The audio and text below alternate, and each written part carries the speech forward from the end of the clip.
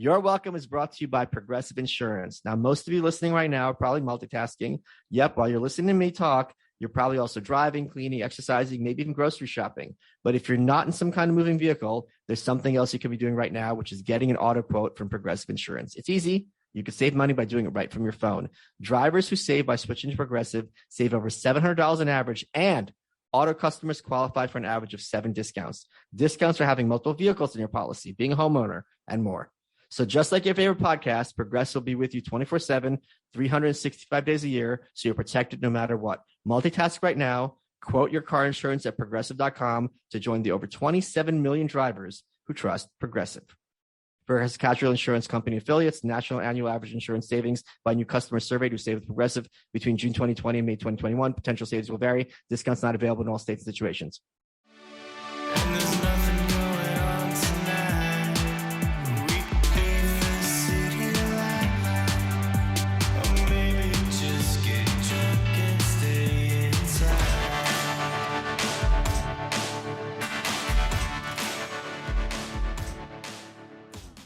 Good afternoon, Michael Malice here. Let that be your welcome for the next hour. We have with us a very special guest, IFBB Pro, world champion bodybuilder, Antoine Vaillant. Antoine, I've been following for years. I think I came upon you watching some video of you a few years ago when you're like doing all these backflips and parkour crazy tricks at like 250. It was crazy. One of the reasons I started following you, and this is what I want to talk about today, is fitness is very much of a mental game. And I didn't realize how much of a mental game it was until I started going to the gym regularly. And I remember I was sitting on a station doing chest press. I had 1 set left. And my brain's like, go home. You've got to clean up your house. You got to write this. You got to do that. And a set's going to take, what, 5 minutes? And I'm like, oh, my body doesn't want me to work anymore. And it's telling my brain exactly what to say to get me to stop. It's just like writer's block. Like, you don't want to write. Your brain wants to expend as little energy as possible. But then the funny thing was, I was going to give you a shout out on Rogan because I follow your social media, so it helps me kind of stay inspired. It's like, okay, if this big doofus can go to the gym every day, so can you. You have an excuse. And I do want to point out to people that Antoine is French Canadian. That's why he talks funny. So that's right. I sent you a DM. I'm like, oh, I was going to shout you on Rogan. And at that moment, you were watching me on Rogan, and it must have felt like the Matrix was breaking to you. Can you tell us what happened that minute? Yeah, that was super strange. Like, I think I posted a story of me watching you on Rogan, and it was a good episode. It was the first one I saw of you, and then somehow I don't remember what happened. You reached out or something, and I was like, or you reached out to me and said, hey, that's me on your story. I'm like, what? How is that? Why is the guy I'm watching following me and talking to me right now? It was just so weird. So the big question I have for you is, you've been at this sport for a very long time. People have a lot of like misunderstanding about the sport of bodybuilding. Like, how do you, after all these years, because it's a 24/7 job, you have to eat every day a certain amount of food. Traveling becomes hard, especially if you're, on or whatnot. You have to hit that gym. Like, how, at what point are you like, I don't see the difference for you between being 300 and 310. Like, it's just basic, most people's minds are huge already. You know what I mean? I mean, with high level bodybuilding, if you compete, you're going to have like different criteria for the judges to judge, I guess. And, it's like, for example, I'll give you a good example. If there's like UFC guys like rolling around on the ground doing jiu-jitsu, like to me, I'll be like, oh, that's a Kimura, but then Joe Rogan will be able to just decipher everything. It's the same thing with bodybuilding. At the highest level, I think of any sport, all the little details like really matter. And for example, I'll be able to see that, oh, this guy's hamstrings are not like defined enough on stage, his glutes are soft or things like that, or maybe the proportions are wrong, and maybe it's really like mostly at the highest level that you're gonna notice that people really know the sport. But just to give people an idea, like when you compete, you're judged on conditioning, which is like the detail of the muscle, how many lines and striations there is, how thin the skin is. So like you need to have like no body fat. And the proportion. So if some guy has like no legs but a big upper body, that's a great example. You've seen it everywhere in the gyms. That's not good proportions. Symmetry from left to right. If some guy has like his lat is like smaller on one side and his back is bigger on one side, that will be also taking off the points. And presentation. That's pretty much sums it up. But what I'm saying is, you've been at this sport for a very long time, Yeah. and it's the kind of thing where you can't really take a vacation because, like, you're at such a high level of build that your body's just going to start reverting to normal. So, Oh, for sure. how is it that for years you never are like, what am I doing? Because the cost is so high, and it seems like, especially as you get to your level, the benefits get less and less. Yeah, the longer you do it, the less results are gonna come fast. But for me, I kind of like fell in love with the training and the process of not the results as much anymore. So you can really tell people who just love training and people who just love what the training gives them. So even if once I retire from bodybuilding, I'm still gonna train every day. I'm still gonna do most of the things I do. Maybe I'm gonna eat a little bit less. That's for sure, because that's the hardest part of the bodybuilding is just day in and day out following the plan, because it's kind of like the only sport, one of the only sports that you kind of play in 24/7, like you said. So if you do a bad game of hockey on one weekend, you can like do well the next weekend, and it's only when you're on the ice that matters. But for bodybuilders who compete or anybody who wants to change their physique to that level, like every day you're playing the game, every second, even your sleep, even your meals, and even what you do every like all day, your stress, all that will impact the way you look. So yeah, all these years, the thing with me is that I've done it for so long, it's like second nature. It's like there's not a day that I don't think about moving, even if it's just a walk or just stretching or going to the gym. Of course, that's like brushing my teeth every day for me. It's like it's the second thought now. It's just like I would feel so weird not to do it, to be honest, because I've had periods of time where I had to not train or not train as because I tore like both biceps and things of the sort. Um, but even like when I went to rehab for those who don't know, I guess your audience is new to me, but I'm in recovery, so I went to 5 rehabs for drug addictions and things like that. Like back even in the rehab, I was trying to like fill water jugs and do curls with it, and it's a second nature for me. If I don't do it, I think my brain is missing something. Okay. To be honest, yeah. So this is going to sound like a joke, but I'm being very serious.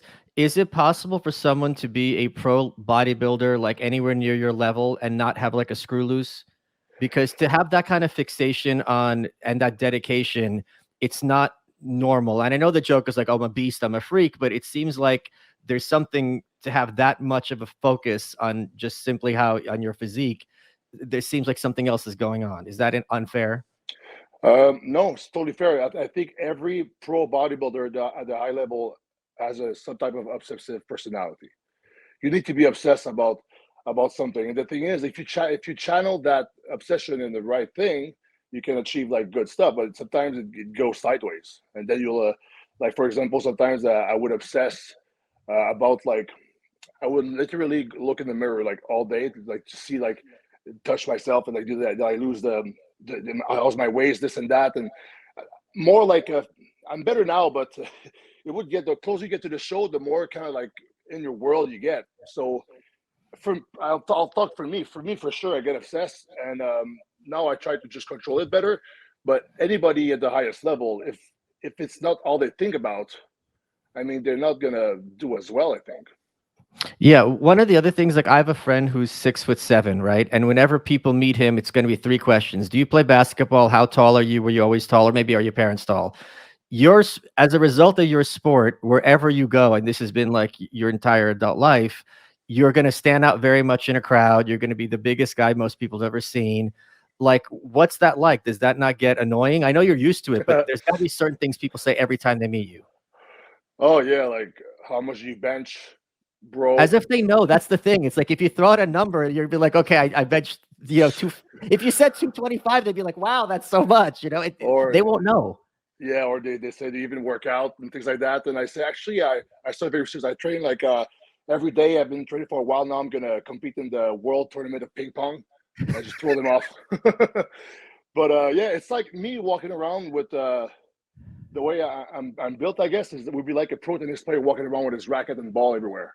Oh, he's a tennis player, you know. Like so me, I don't have a choice to carry my sport everywhere, which is fine. I mean, I don't mind it. I'm used to it. And the thing is, a lot of people like will react because they don't see something that's like not normal. But it's so funny how they will approach and say comments like that because of the way I look, but then they wouldn't do that to somebody else with the way they look. You Right. understand? Like they will never approach maybe a woman and say something like that about their bodies a certain way. But I guess because they know it's like a decision, it's not the same. But sometimes it's the one moment I remember that was kind of weird is I was eating breakfast with my mom, and just this older guy just comes in and just I was talking to my mom, just grabs my arm. He was like, oh, he just grabs my arm like that and just I was like, what is this? This guy just came up to me without my consent and just started groping my arm. You got So molested. molested. Yeah, that's a good one. Yeah, but yeah, when you stick out of the group, I guess you'll have to deal with things like that. And for me, every time I'll get the looks. I don't see the looks anymore, but if my fiance would walk like behind me, she's gonna notice people are just like turning their heads and stuff and saying comments, but whatever. But It's fine. my understanding is like if you're at a party or some group, like other males like feel threatened as if you're like as if as if you're doing some kind of display, and they'll have to make stupid little comments to undermine you. That must happen all the time. Um, I don't really have a lot of negative thing that come from it, Okay. but actually, like sometimes because I don't go out in clubs anymore. Like when I was younger, it happened a few times that people would try to pick up fights, but that's very rare. Most of the time, so I'll make something clear for all the guys out there who want to train to get girls.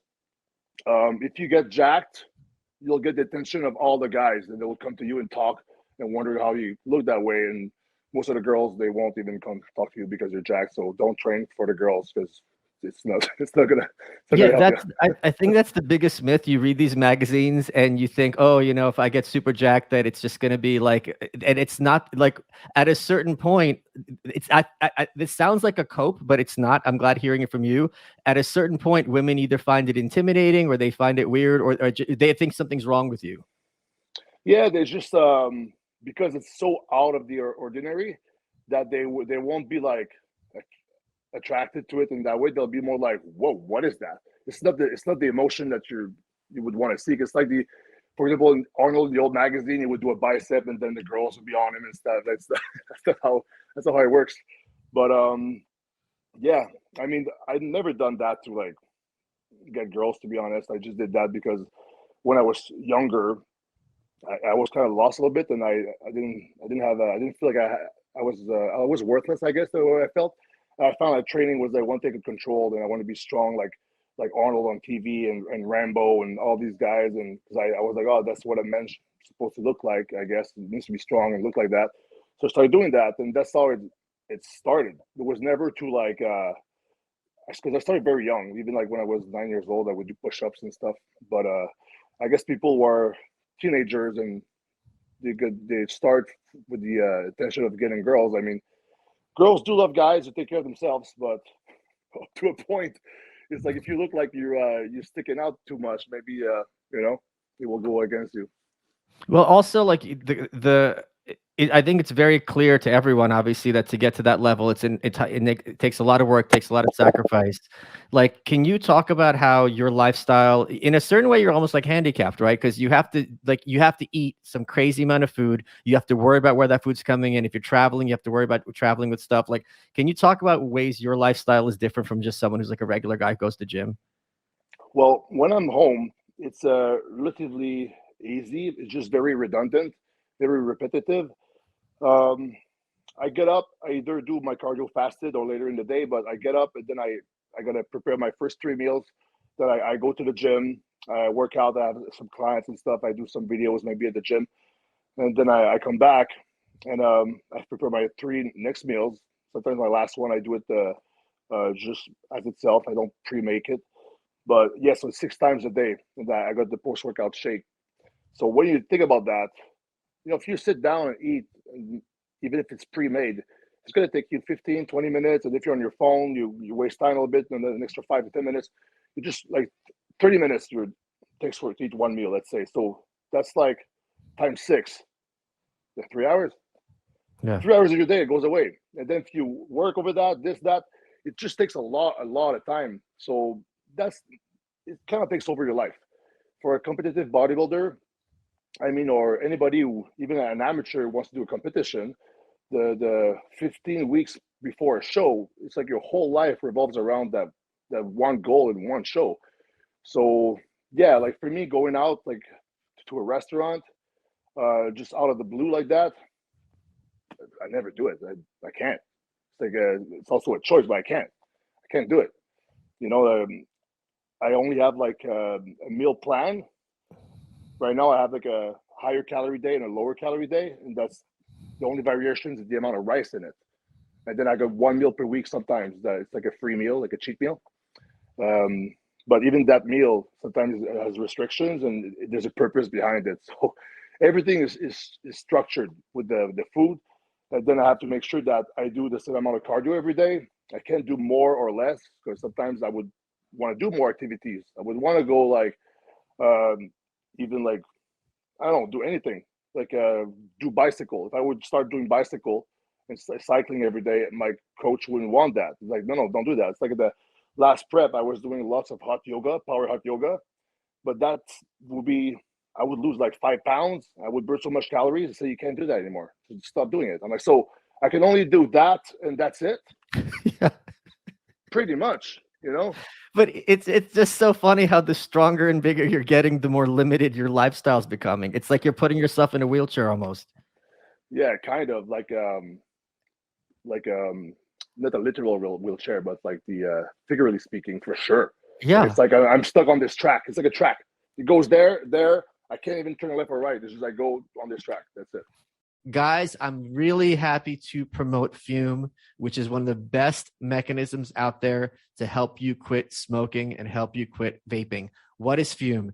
Fume is a natural inhaler designed for a better, safer way to quit cigarettes. There's no smoke. There's no vape. It's made out of wood, Canadian maple, and they use these cores infused with plant oils that are studied to help curb cravings. It helps you replace that hand-to-mouth motion that so many smokers are addicted to. That ritual is part of the addiction, and it makes it harder to quit cold turkey.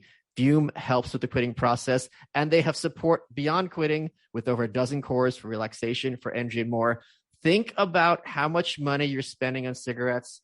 Think about how much your clothes smell, what it does to your teeth, what it does to your health. Fume helps you with all that, and I'm very, very happy to be able to promote them. All you got to do is go to breathefume.com, breathefum.com/malice, and use code malice. You get 10% off. This is a great way to get your health back in order. They were from Canada, and they've helped over 50,000 customers around the world. You owe it to yourself and to your family to find a replacement for smoking that will make it easy to stick to not wasting money on that awful, awful tobacco. Quit naturally with Fume and use Malice to save 10% at breathefume.com/malice. And you'll be thanking me, I promise. Folks, Michael Malice here. I want to talk to you about joining the tens of thousands of Americans like myself who are getting 100% American meat delivered to their door. Store-bought meat can be tainted with scary bacteria and has ghoulish, inflated prices. Recently, 44 tons of store meat was recalled for listeria. And you know who doesn't have spooky meats? Good Ranchers. They deliver America's best seafood and meat to you year-round. No costume of labels, no gimmicks, great meat that shows up at your door so you can skip the meat aisle on your grocery trip. And their October Feast special just got better. You can get up to 4 pounds of meat for free. You order any box, you get over 2 pounds of their better than organic chicken breast for free. If your order is over $300 worth of delicious meat, you get 2 pounds of their Wagyu ground beef thrown in for free too. Head over to goodranchers.com/malice to claim your special October Feast of 4 free pounds of meat today. Other meats wear costumes made out of labels to hide their flaws, but Good Ranchers is transparent in everything they do. And the scariest part of October is that customers are still trusting grocery stores with their money and their household health. Good Ranchers lets you save $25 in every box and lock in your price when you subscribe. Put an end to your meat buying nightmare. Visit goodranchers.com/malice to get over 4 pounds of high quality beef and chicken. The real monster isn't under your bed, it's in your fridge. Take control over your food with an October feast from Good Ranchers, American meat delivered. goodranchers.com/malice. Let's get back to the show. So one of the things I've had issues with, which has stopped in the last year, I thought I would never get rid of this, but it has resolved, is having body dysmorphia. And for people who don't understand, it's people understand it more commonly with women who have like eating disorders, how when you see yourself in the mirror, you don't really have an accurate perception of what you look like. And it sounds ridiculous because how can you not see yourself in the mirror? It's a mirror, but it's a real thing. Do you have to deal with that at your level too? I deal with it. I think, if I want to be honest, closer to a competition. But this is the main reason why, personally, I have a coach that will make all the decisions for me. So I have zero brain. I spend zero energy on making decision. I spend my energy on executing the whatever the advice or the direction, because I would overdo things personally. I would overdo the cardio. I would go down too far with the calories because my goal is I want to be really like super lean, super shredded, we say. Then I would just overdo it. So I get my coach who just tells me do this, and then I do that, and then I just try to like dissociate myself. I don't attach the emotions to the way I look as much. I try to look more of it objectively, but for sure, like sometimes I'm like for example, the last 2 weeks before a show, I would wear long sleeves in the house. Like I would cover my body in the house because I don't want to look at it in the mirror because I'll be distracted trying to analyze if something changed in the last 5 minutes. Nothing changed. You know, like it's just I go a little bit like crazy, but I think for me it's mostly when the competition comes around because I want to do my best so much that I start like obsessing over certain things like like some trouble areas like the glutes and the lower back. But all my track record is that every time I do a show, I was fine. So it was like now I'm telling myself, trust the process, and don't freak out. But body dysmorphia for sure is a thing. But for me, it was never really a big thing unless it's like really close to the show. It's like not that I see myself differently that much, but I think enough to guess like, am I really? It's like I'm not sure anymore. I'm looking at myself in the mirror all day, and then you're gonna see only the things that are wrong.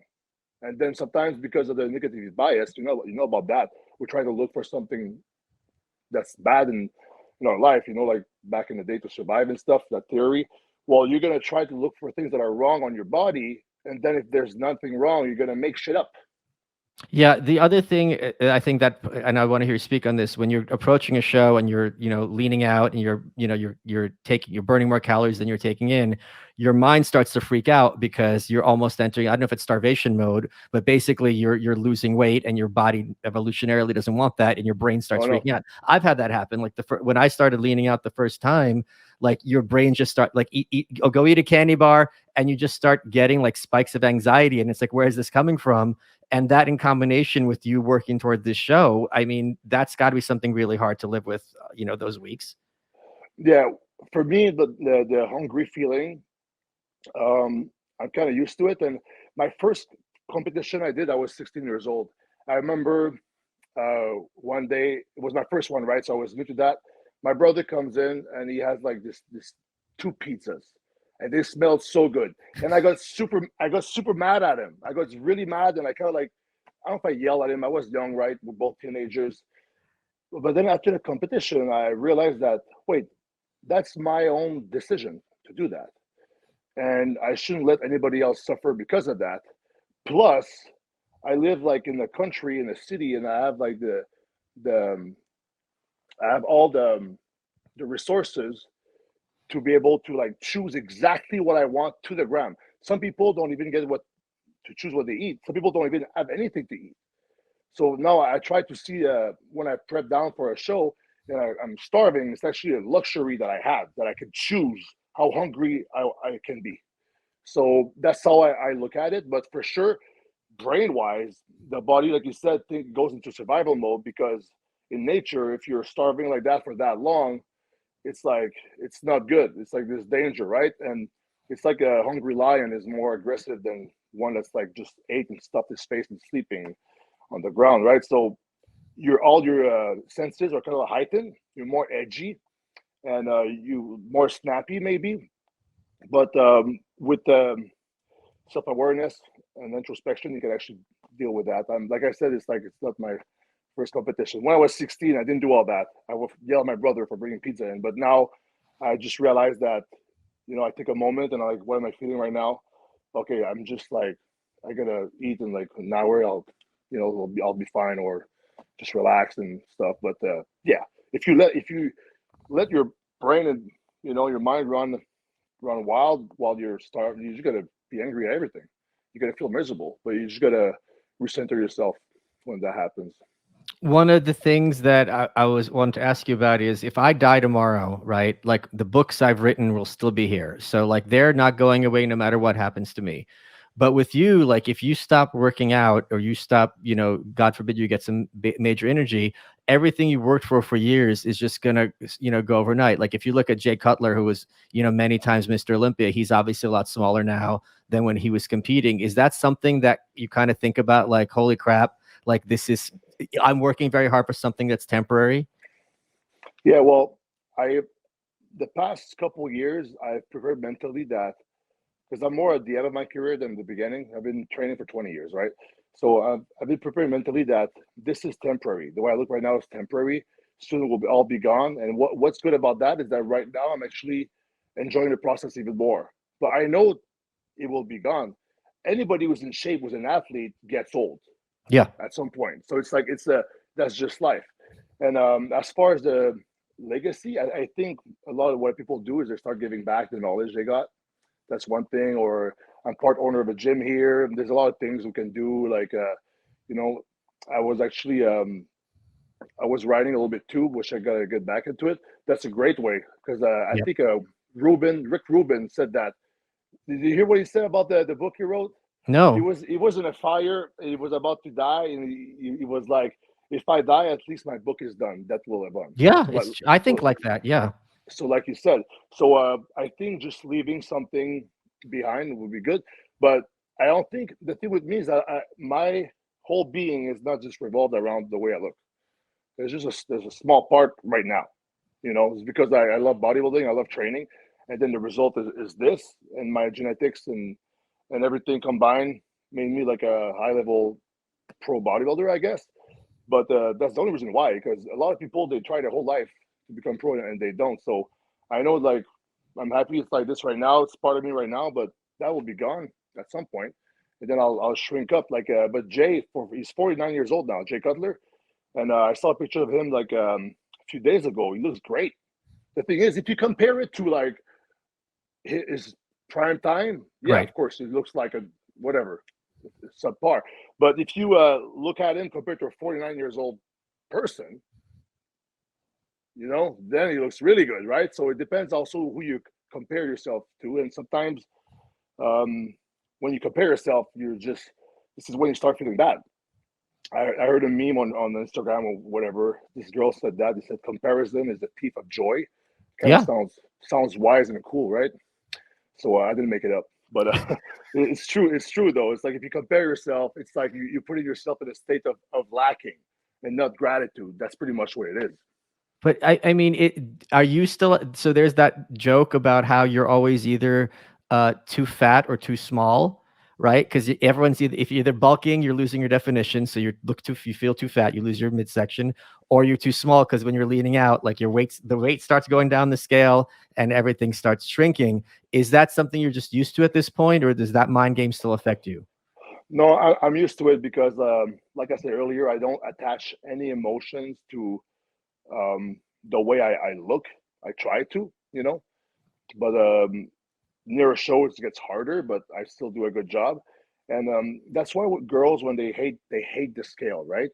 I say girls, but I'm sure guys also, they hate the scale. But it's like, for me, the scale and all these things and the pictures I take of myself, these are all tools to track the progress. So the scale itself is like, why do they hate it? Because they feel a certain way seeing a number on the screen on a scale. Just to detach all the emotions away from the number and you see it as it is. This is how much your body weight is on this earth. You know, that's all it is. You'll feel better. But sometimes people, they just combine everything. They mix things up maybe that they shouldn't, like the emotions and with the numbers and the way you look. It's kind of hard to do sometimes, though, to be honest. One of the things that I think is fun about your social media is a lot of people who I don't understand the appeal, but it's for other people. Like, they're all trying to be tough and badasses, you know, this kind of tribal tattoo. Look at me, I'm a fucking beast or monster. And you are the one who, I just remember one time you just shaved all your body hair and made yourself a toupee.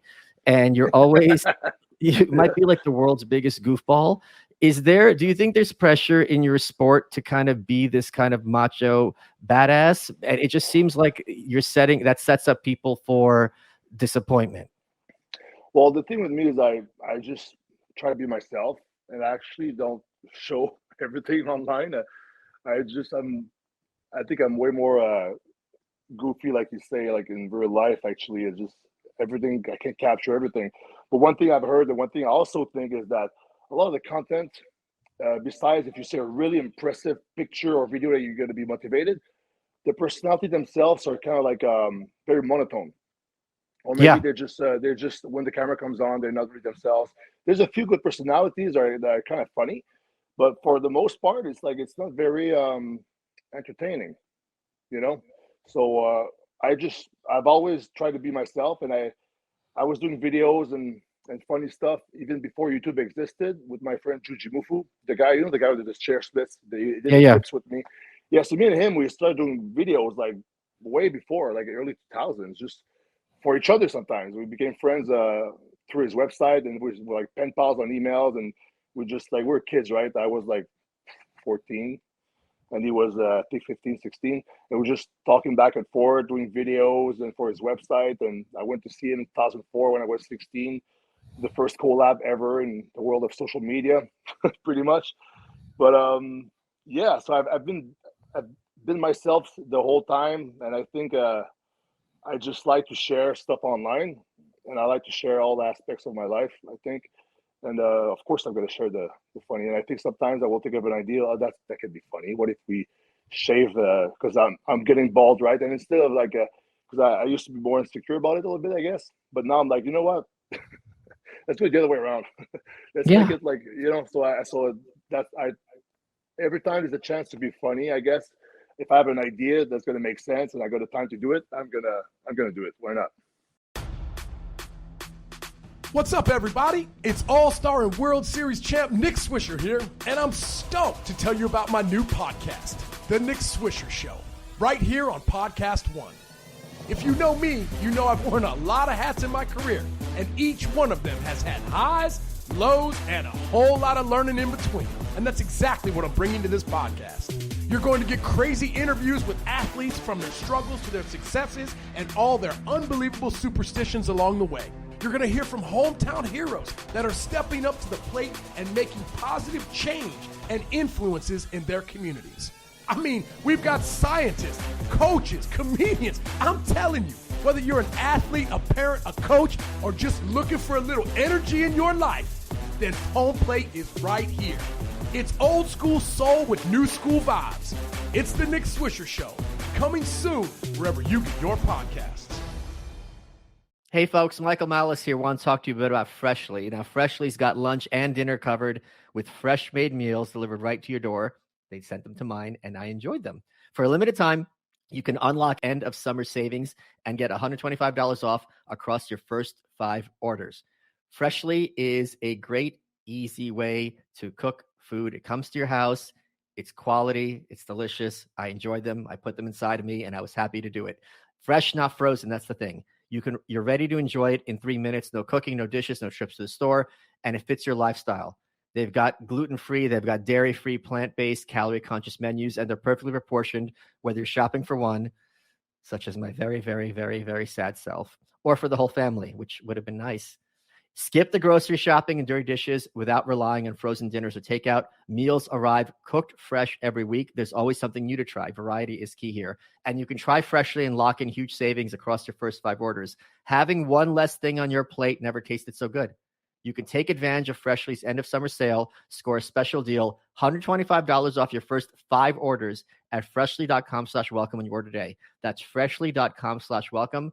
Freshly.com/welcome for $125 off your first 5 orders. It's good food.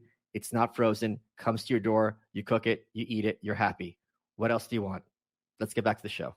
So bodybuilders get a lot of hate. If anyone has, like, if it works in the fitness space and they have an Instagram, all the comments are gonna be like, oh, steroids, steroids, steroids. This idea, does that drive you crazy? This idea that, oh, if someone just takes steroids, they're gonna look like you tomorrow?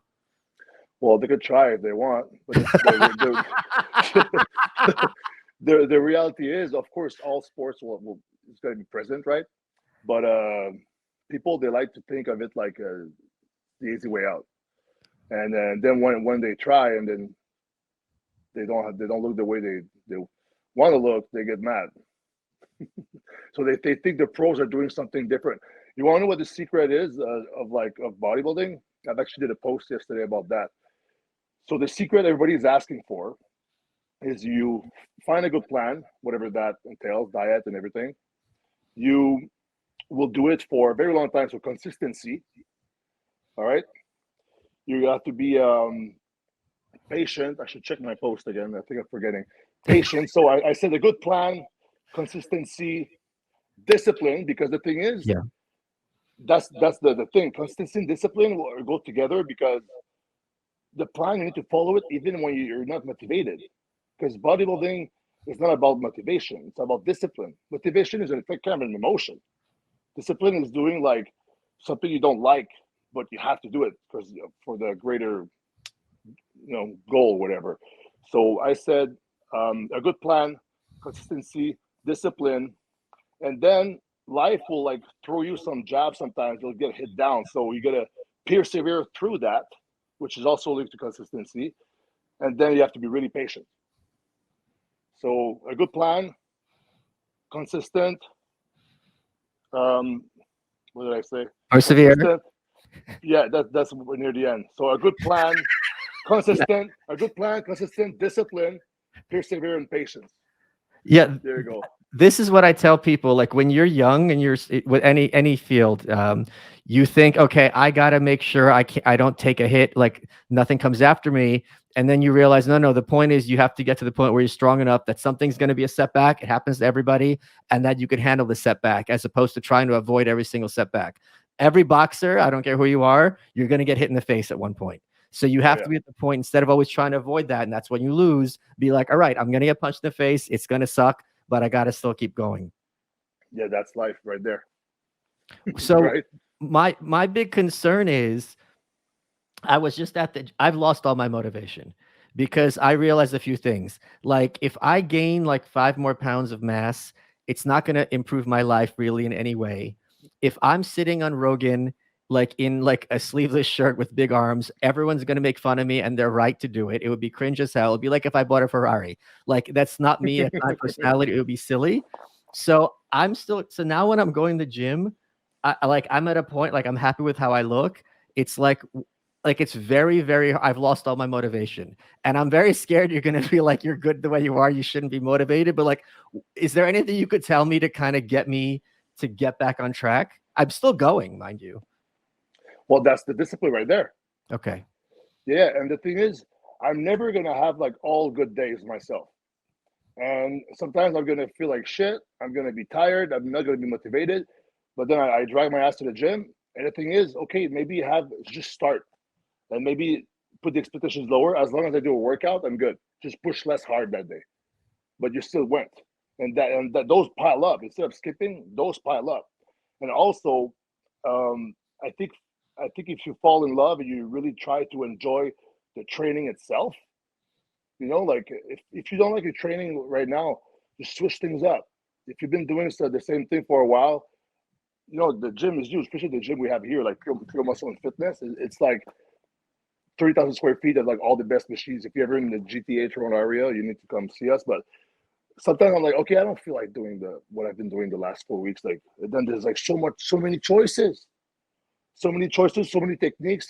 And then sometimes, like, you know what I like about the working out is the pump, right?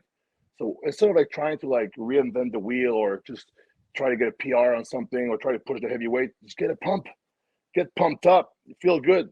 You know, like if you fall in love with that, then the results will come by themselves after that, right? So I think for you, it's just that keep doing what you're doing because you're going. So even if you feel like shit, do you feel like shit after though? No, but No. okay. You know what? You kind of answered my question, because if I'm not into it, but I'm still putting in the work, it doesn't matter if I'm into it or not. If the work's getting done, it's going to have the results. So Yeah. my brain is because as a writer, my discipline's insane, right? So even if I don't feel like it, the body doesn't care. I'm still doing the motions, and I'm not, it's not like I'm skipping lifts. So it doesn't really matter at a certain point. No, it doesn't matter. And I think everything goes in cycle and everything passes, right? So you're maybe in a phase that you're not as motivated, and then you'll be in a phase that soon that you'll be motivated. Then you just run with it because it goes like that, right? I mean, it's never like a straight line. Nobody's ever super motivated like all the time. That's like impossible, you know. So I think you're doing good because you're showing up. Right. Yeah. So, one of the things I always tell people, which kind of helped me when I started working out, is not everyone has to be, especially people who are like very, very overweight. First of all, the people who are very overweight think if they go to the gym, people are going to make fun of them. It's the exact opposite. Everyone at the gym is a big fan of theirs. Good for you. I'm glad that you're getting your health in shape. Like, they're very supportive. And people need to realize that they may not be a champion bodybuilder, but they could still be better than they were yesterday. And it's a very easy way to kind of see self-improvements from week to week and kind of get yourself on track. So for me, it's just a great mental health exercise. That's something you agree with? Oh yeah, for sure. And the thing is with the people who are overweight and going to the gym, first of all, changing habits is one of the hardest things there is ever. So for them to just go there and changing their whole life around, that's hard. It's because me, I'll take the example of you writing. I want to write. It's just that I don't have the habit of sitting down and doing it as much. You know, I find it super hard. Super easy. It's just like everybody has their own habits. Oh, it's not easy. It's when you're in the gym and you're doing those lifts, it's not easy for you. You have to put in the work, right? It's not like, oh, you're going to do 5-pound curls. It's very hard for me, but I just have the discipline. Exactly. And also to go back to the people feel like they're overweight in the gym. The thing is, at that moment in time, in that room in the gym, everybody's doing the same thing. Yeah. They're working out to try to be better.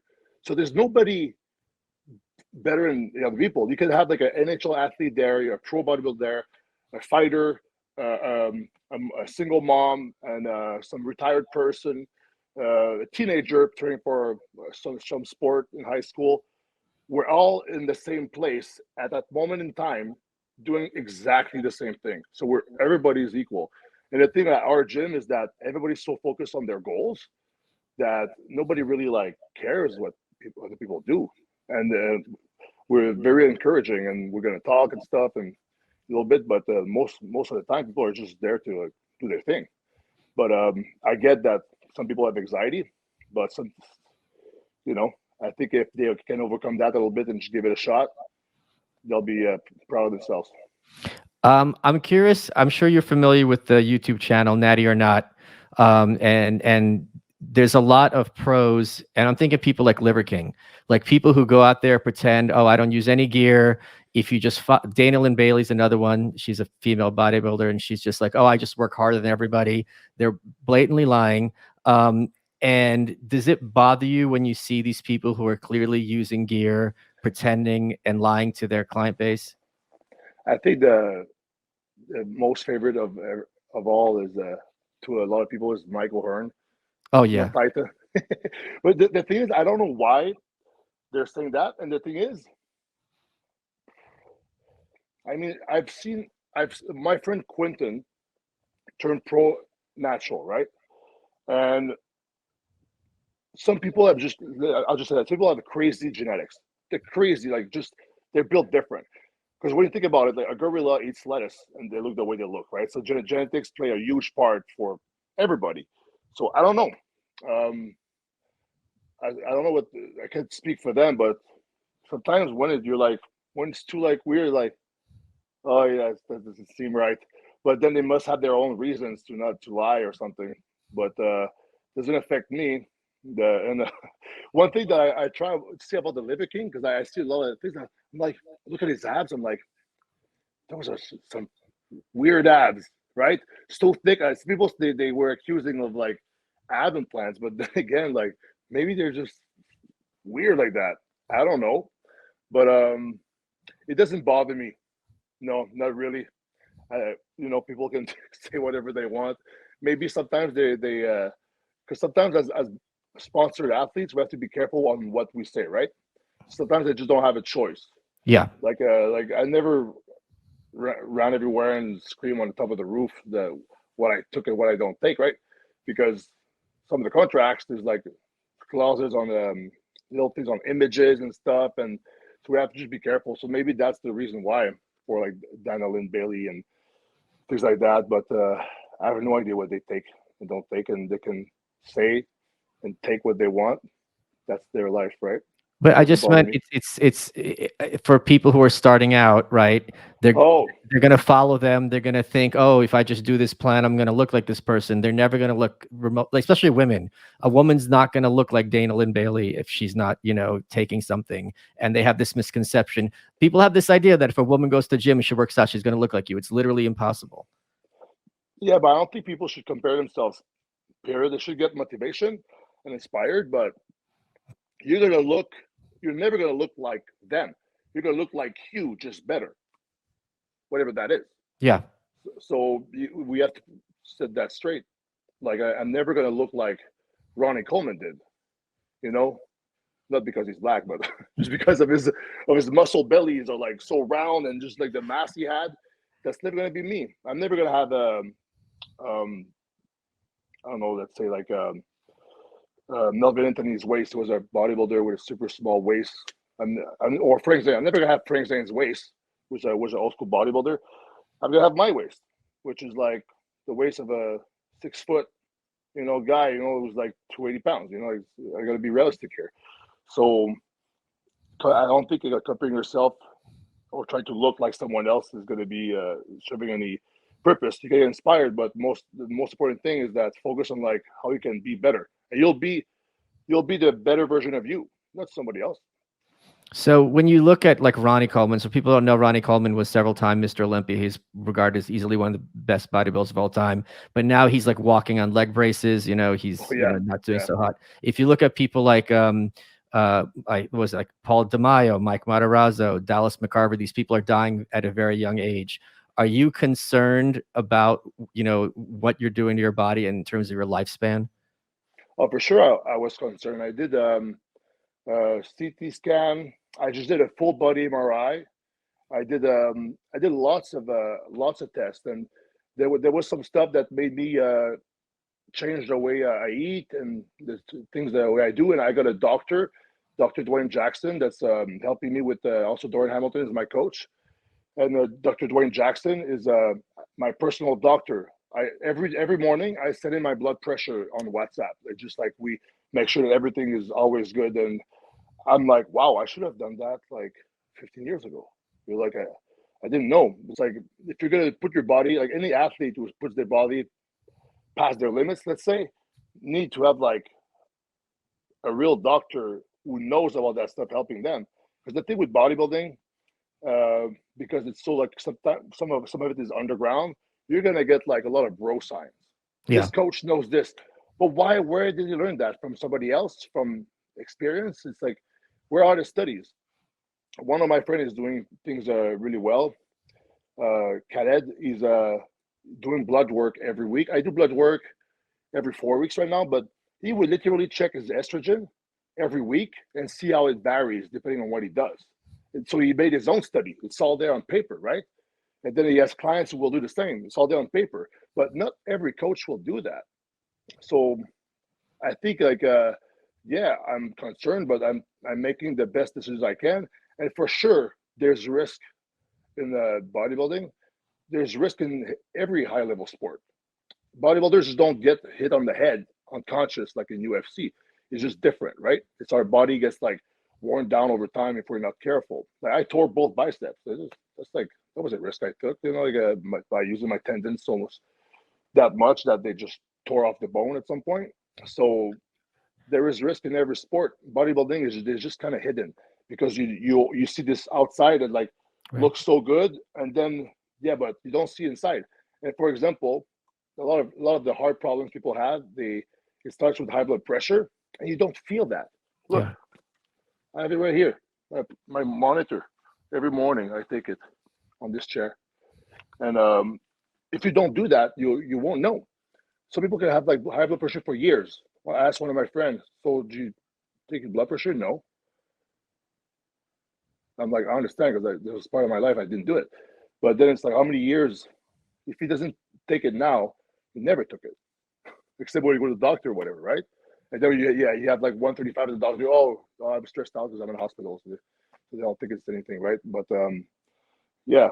so I'm concerned, and I'm also aware of the risk, but I'm doing my best to like neutralize as much as I can. Hey guys, Michael Malice here. I want to talk to you about Segura, now offering the industry's most premium products, including highly sought after limited edition items. They have exclusive top shelf Segura samplers for brands such as Davidoff and Ashton. They've got a large selection of high-end boutique products and nationally distributed regular production favorites. You can connect with fellow cigar smokers in their lounge, along with staff experts, manufacturers, and more. There's a one-of-a-kind cigar-based community with a curated selection of industry-related content that includes reviews, pairings, beginner questions, and more. Segura is a place where cigar lovers can connect with the community, shop boutique cigars, and share experiences. This is so cool. You have to check it out. Go to www.segura.com. That's CIGORA.com and enter Malice10 for 10% off your first order. Hey guys, underwear model and official alpha male hunk, Michael Malice here, and I want to talk to you about Sheath underwear, which is the underwear I wear every single day without fail, even somehow when I'm going commando. What makes Sheath underwear so great? Well, let me tell you. They've got this dual pouch system, which has one pouch for one part of your male anatomy, another part for another part of your male anatomy, and you put it on the first time, and you're like, this is kind of weird to have my underwear gripping me down there. But I'm going to tell you, it is the most comfortable underwear you're ever going to wear. It's great when it's hot outside. It's great when there's no sticking, no chafing. It keeps you nice and tight. These boxer briefs are the best. They've got some new additions. They got a mesh one. They got a bamboo one. And they have the limited edition Michael Malice Dynamite pair, which you're definitely going to want to wear. All you got to do is go to sheathunderwear.com and use promo code Malice. And you get 20% off, and you can get inside my pants, and you get one step closer to going higher on that alpha male hierarchy, which all my listeners like. Now, they also have a line for women, but since women don't listen to this show, that is of no relevance. All you got to do is go to sheathunderwear.com and use promo code Malice to get 20% off. Support the underwear that supports you and supports the show. Let's get back to the show. So I just went to Honduras to get my genetics altered as part of this kind of experiment thing. Really? Yeah, but this is so I wanted to ask you about this. So before they wanted to get a baseline. So they tried to get blood from the left arm. They couldn't get it. And they were going to go to the other arm, and they were having problem getting it. And then the girl's like, she's going to go into my hand. And I have a friend who used to be a heroin addict back in the day. Their veins are collapsed, so they always have to go in the hand. And that friend said, it hurts every single time. So I said, no, I'm pretty vascular. I'm vascular enough. I'm not, you know what I mean? I'm like, you're going to get that vein. And I'm having my friend there to distract me. And I'm talking to her, and I'm just like, just tell me a story so I don't have to think about them taking my blood out. And she's just like, And the reason she couldn't say anything, because I felt it, it felt like a fork with spaghetti, like them trying to get the needle into the vein in my arm. And I was trying not to think about it. And she was looking at it, and she just wanted to yell at them, but she couldn't. She was trying to keep calm. How do you not freak out when you're having to get your blood drawn so often? Well, for me, I just like literally just really stare at it. I just stare at it, and because I kind of want to know what they're doing. Like it's like it would be more scary for me to not look because I don't know what's going on. You understand? Okay. So I look, and then I kind of like brace for the pinch a little bit, and then it just kind of burns a little bit. But for me, like they're relatively out of like they're sticking out. So it's pretty easy for me to get them. But yeah, and I give blood. I give blood like every 2.5 months. So I give like 2 cups of blood, and so that's like you literally see your blood dripping into a little sack, 2 pounds. So I'm not too scared of like that stuff, but sometimes when they miss it though, like Yeah. yeah, one time I went and for some reason they were missing it, and another time they kind of like it went. I think it went all the way, so it took like forever to fill up the donation. And you can see like my time is always 7-8 minutes to give 2 cups of blood. One day was like not even like a cup and a half, and it was like 14 minutes. Then I was like, it kind of hurt the whole time. But that's like one out of a lot of time. But what I do is I literally like just look exactly where it inserts into the vein, and I just kind of like just look, I observe. I don't try to. Yeah. When I was a kid, I had to do it once, and then they had to stop and do it over. They said, you're so tensed up, like it's not coming out, so you have to relax. So I'm not like, oh, so great. So now every time I do it, I have to force myself to relax, which is not fun. And I remember the last time I had to do it, I was in Brooklyn, and it was in Chinatown, Brooklyn's Chinatown. And the woman's trying to get it, and she's looking for it, this like middle-aged Chinese lady. She calls over her colleague, this middle-aged white guy, and they're just standing there yelling, like they're obviously close friends, work together, yelling at each other. And I'm like, guys, I'm trying to calm down, and you're screaming about my blood. This is really not helping me at all. It's just yeah. Well, you have a little phobia or something. Well, it's just like it's just frustrating, and it's just you got to sit there and know what's happening and feel it, and how long is this going to take. So let me ask you this: if you're eating, this is going to be gross, but I have to ask, like, if you're eating 6 times a day, are you like going to the bathroom like 3 times a day, like more than normal people? For sure, I'm sure that I go way more often.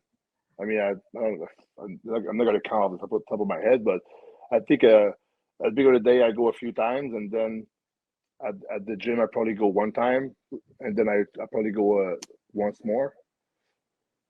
How do you handle like mobility? Like, can you like watch your back and stuff like that? Do you have limits in terms of what you can reach on your body?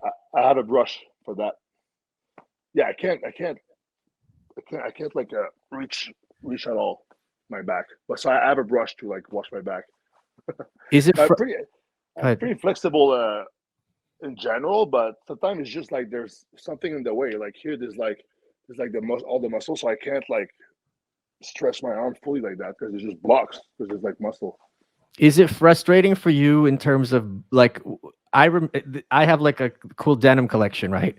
I have like 30 pairs of jeans, and I was a certain point where I couldn't fit into some of my jeans because of my quads. I'm like, oh yeah, that's so cool. My quads are so big, and then I was like, wait a minute. Why is this good that I can't fit into the clothes I like? Is it frustrating for you that like most clothes you can't dress? Most clothes that are nice, I can't wear them. Impossible. Even jeans, I gotta find those jeans that have like a really stretchy fabric. Then I put them on. It looks like I have like spandex. Yeah. it's even my calves, like everything is hugged together, like like a superhero suit. It looks kind of dumb, but that's just how my body is. But I really wear jeans. Like even when I go out, Lululemon makes like pants that are kind of nice, that are kind of like they're double XLs and pretty stretchy. They look nice. But for sure, like all the cool like hip stuff that people have, like forget that. I can't wear that. Even shoes, like cool Jordans. My friends all buying these Jordans and stuff, and for me, it's like my foot is way too wide for that.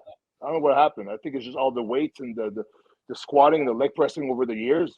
Like my foot became wider, so it's like I can't even like wear normal shoes. I have like the Rider Wears that I have. It's like a brand from Australia, and I found like a lot of like extra large, like Under Armours, extra large like what's it called? The Nikes, the Monarchs, extra large Monarchs. And there's the one with the wide toe box made for barefoot type of shoes. Those are good too. I mean, but all the fancy, trendy stuff, most of the time, I can't wear that. Do you ever stop when you're competing and think to yourself, I'm in my little underwear on stage covered in like paint and oil, flexing Yeah. my muscles? Like, what the hell am I doing? Yeah, that's funny because you say that, because when I was 16 years old, I was like super shy, right? I was so shy in my early teens that I couldn't order at McDonald's. I had to ask my younger brother to do it. I don't know why. Maybe social. Oh, I don't know why. I was super shy. So, but for some reason with bodybuilding, I was doing all that. I was zoned in, and I had the speedo on stage. I did the whole thing with oiled up, tanning. So it's crazy because the next day I woke up. I was like, wait a minute, what did I do? I was on stage. I was on stage in almost naked, like one piece of clothes away, a little speedo. I was almost naked. I was like performing on a stage with lights on me in front of an audience with people judging me. yeah. And I was like, I guess I'm not shy anymore. It's like it gave me a lot of confidence. But for sure, it's like when you really look at it, like for what it is, like that, like directly, literally, it's kind of weird. Because the thing is, like the thing with bodybuilding, it's the training for it is like you're training for like a crazy like sport, whatever. It's like the training for it is really like high level, requires a lot of like discipline and performance in the gym and the eating. But then the day of the show, it's like a beauty pageant. Yeah. It's like, what is that? What am I doing? So sometimes I am a little bit weirded out by what I do, but I just don't think of it like that. But that's pretty much what it is. There's no like athleticism involved like at a bodybuilding show, except for the fitness category. For girls, they do some flips and stuff. But for guys, it's mostly like you're being judged on the way you look. That's it. So when you're in the backstage at a show, and all your competitors are around you, are you all like looking at each other over the shoulders, like, hey, look, just trying to catch a peek without being too obvious, or is it acceptable to just be staring? No, I mean, people look. It's normal. Like, but the thing with me backstage, I always think that other people are better than me. Okay, yeah. Like even at Chicago, I was like this guy, like everybody looked really big, but Chicago Pro was the last show I won in July, and then I went on stage and I did really well. I won, I beat everybody. So it's like then again, maybe it was like reverse body dysmorphia that I think other people are better than me, but it's just because under the light, at the backstage, you can't really see well, and maybe they were also looking at me thinking the same thing. So I tried to just focus on what I'm supposed to do, the next task at hand when I'm backstage, and even the week prior, and what I do also for the because the negative comments can get to you online. The Yeah. last 2 weeks, I tried not to read the comments at all, or even before that. And the last week, that's what I do. That's a trick I have. Is I would actually ask my fiance. I would do a post, ask my fiance, read me only the good ones, Yeah. and then I'd be like eating my meal, like yeah, I'm like people are inspired by what I do. They think I look great, and I just like kind of pump my ego up because sometimes it's useful at the end to really believe in yourself like that. It gives you confidence. So that's funny. Something I've learned and you've also seen is how important it is to have a good coach who knows what they're doing and follow just instructions. How would you recommend someone find a good coach? I would go with referrals of friends. Okay. For example, if a friend of yours want to be coached by someone, they could ask you, and because you have good experience with your coach. And for me, I mean, we have a whole team of coaches on teamhdtraining.com, and we do online coaching. So Doran Hamilton is like the head coach, and they can choose, from an area of coaches that is under his guidance. And also even Dr. Dwayne Jackson, my doctor, is on that website to be hired to be like the health expert for your, whatever, for yourself. So it's pretty cool. There's a lot of different websites like that with online coaching, but I would just go at the track record of what the coaches did with their athletes, if they're good, if they're in condition, if they have good reviews, all that type of stuff. But yeah, pretty much referral, and also like what have they accomplished. Yeah, it's the thing that people need to realize is that these coaches are often really, really crazy about the sport. Like they're fanatical. Like this is they live, eat, and breathe. So for them to have an opportunity to take this knowledge, information, and have a new client and help them, they actually often get really excited about it, especially if the person's motivated and just follows instructions. Like one of my old coaches was like, "You're the best client," because for him, the problem was I have to be more motivated than the client. That doesn't make sense. Whereas for you, he's like, I tell you what to do and you do it. And it's just like the dream.